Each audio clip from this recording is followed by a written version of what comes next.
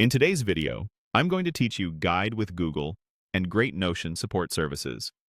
We'll walk through finding Notion from a Google search, logging in, opening the Page Actions menu, using Import, and then exploring Notion AI and its AI connectors so you know exactly where to click and what to expect along the way. Start in your browser and head to Google. Type Notion in the search bar and look for the official result. You'll know you're in the right place when the link leads to Notion's main site.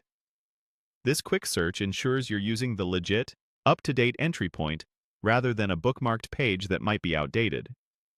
On the Notion homepage, click Log In.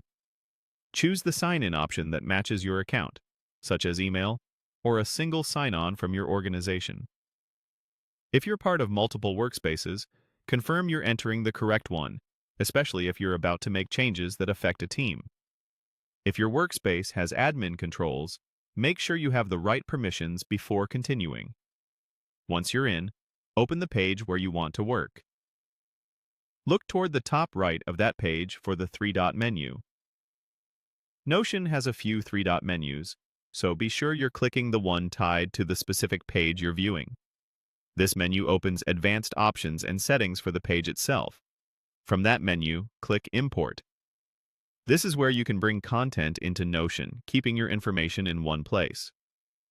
Importing is helpful when you're consolidating notes, documents, or data. Before you proceed, consider importing into a new or test page to review formatting and structure. It's a simple way to avoid creating duplicates or clutter in your main workspace. Next, locate and click Notion AI. This section gives you access to AI features that can help draft, summarize, and improve your content directly inside Notion. Depending on your plan, you may see options to enable features or review usage details. If the interface has shifted slightly since you last visited, look in the sidebar or settings area for Notion AI.